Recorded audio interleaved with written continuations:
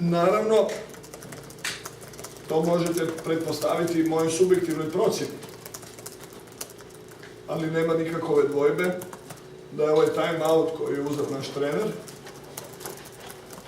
osim što njega evidentno ne zanima ova finalna utakmica koja je klubu od povijesnog značenja, jer da ga zanima bio bi u subotu na radnom mjestu, bio bi u nedjelju na radnom mjestu, bio bi danas u 10:30 na radnom mjestu, a ne bi sazivao presicu u 11 sati.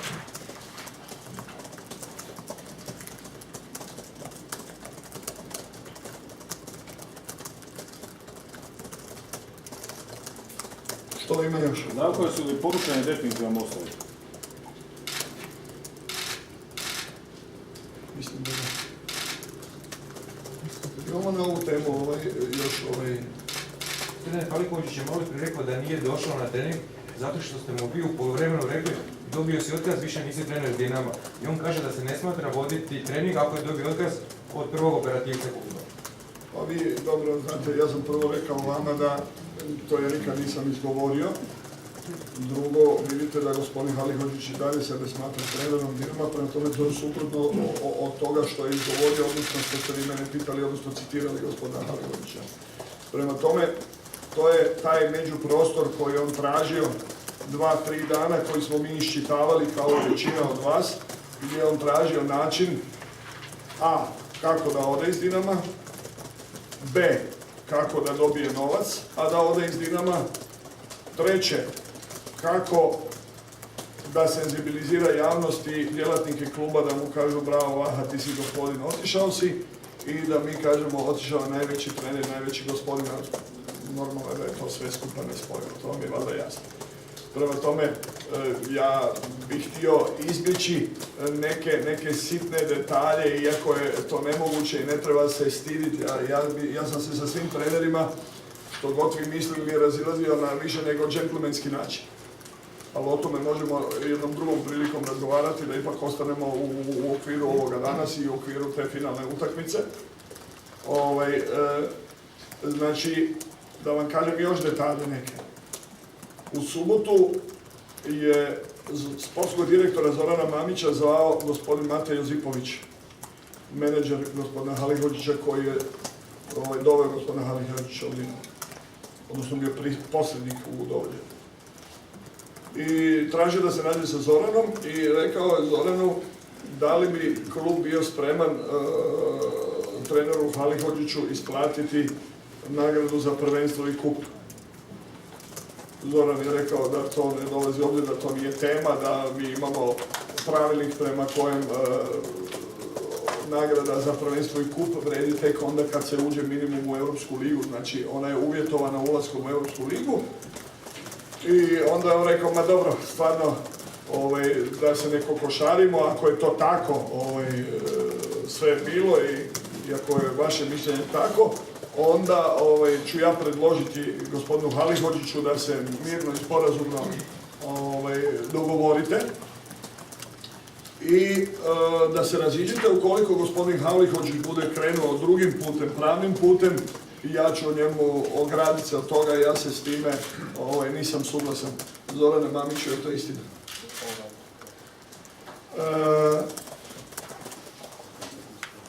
Dalje što se odvija? Dalje se odvija da gospodin Josipović odlazi, znači pretpostavljam gospodinu Halihođiću, i onda suprotno od razgovora sa sportskim direktorom Zoranom Mamićem, vama medijima kaže da se Vaha Halihođić smatra još uvijek trenerom Dinama.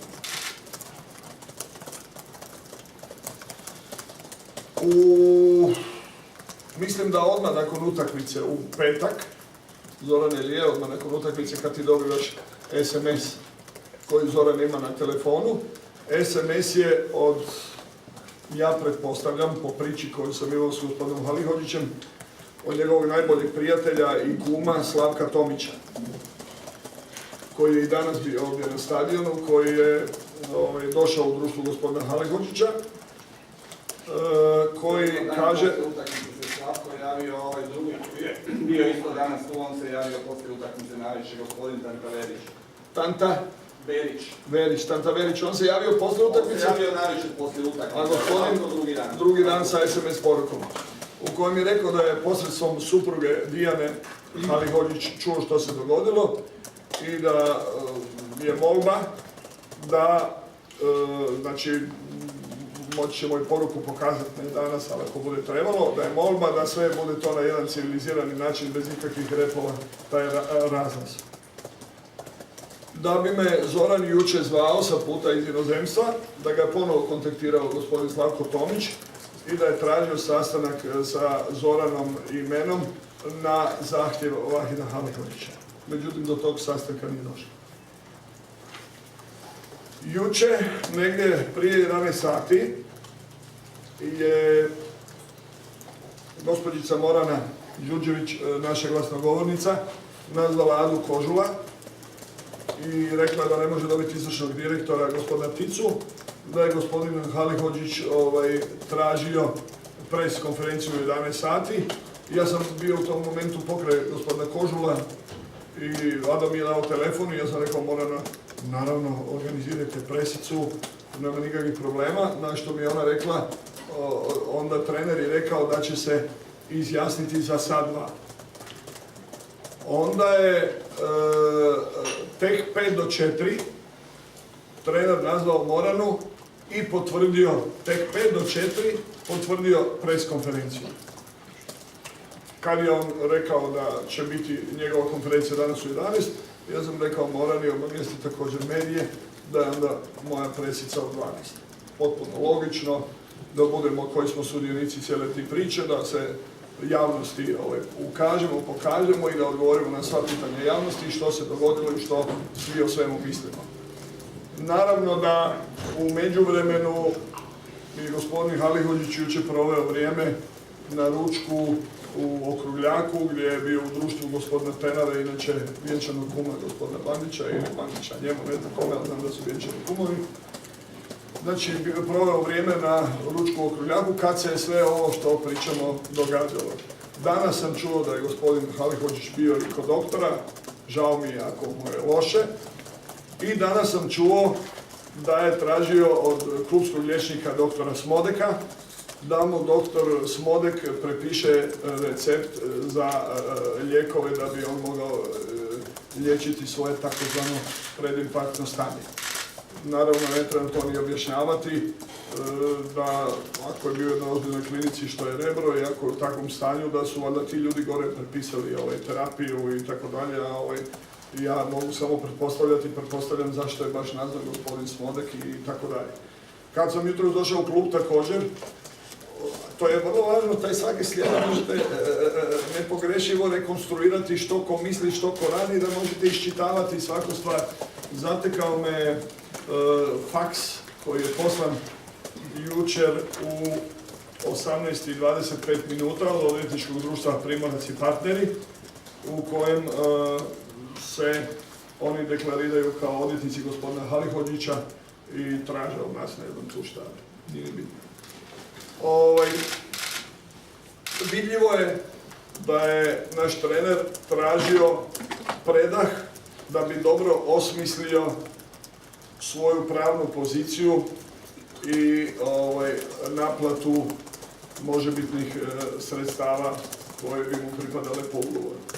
Naravno da smo mi, ili konkretno ja, znao sve od prve sekunde što će se dešavati. Imam svjedoke, ali to nije ni bitno. Jedini čovjek u klubu koji je predvidio baš svaku radnju se zove Zdravko Mamić. Nije bitno, ali za mene nema nikakvih iznenađenja.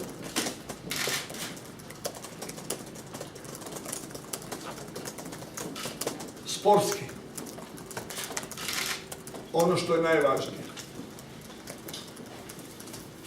Ja moram priznat da sam ja, za razliku od dobrog dijela medija i velikog broja navijača,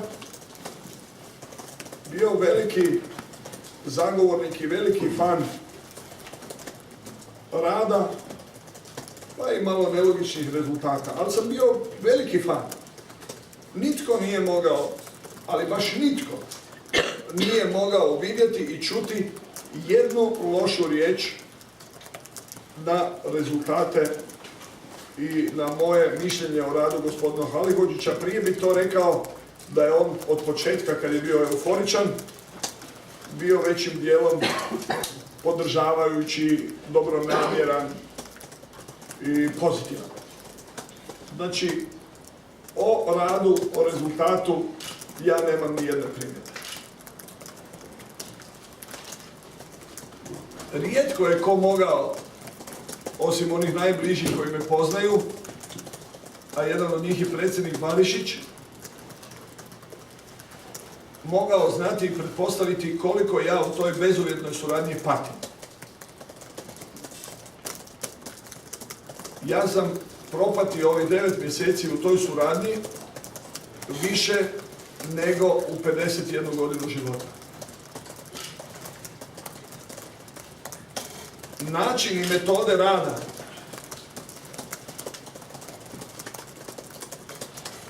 i komunikacija, zahtjevi, razmišljanja, postupci koje ima gospodin Halihođić, to je nemoguće za timski rad. Ja sam pobjedio sebe 5000 puta. Znači, vraćam se na ono, povukao se sad priprema, nisam dolazio u karantene, nisam dolazio na ručkove. Pobjedio sam taštinu i sujetu koja nije postojala.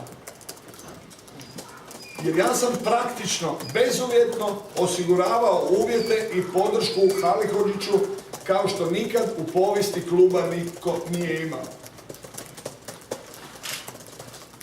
I podredio sam sve da se ne desi nešto od ovoga što se dogodilo ili nešto drugo što se moglo dogoditi.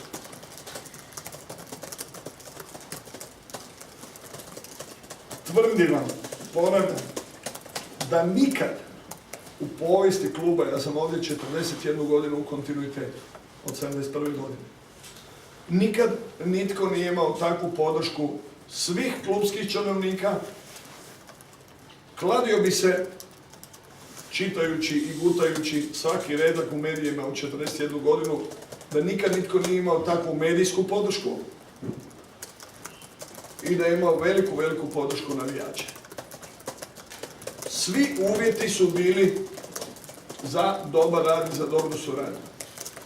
A privatno vam kažem, s njim je nemoguće raditi i surađivati. A vidite, ja sam i klub napravili da je to ipak moguće. 9 mjeseci ili 9 mjeseci. I bila je želja da to bude čitavih 2,5 godine, pa je bila želja i više godina. Jer istina da sam ja njemu, ne znajući više kako da mu pokažem lojalnost i ljubav, stvarno nudio ugovor na 5 godina.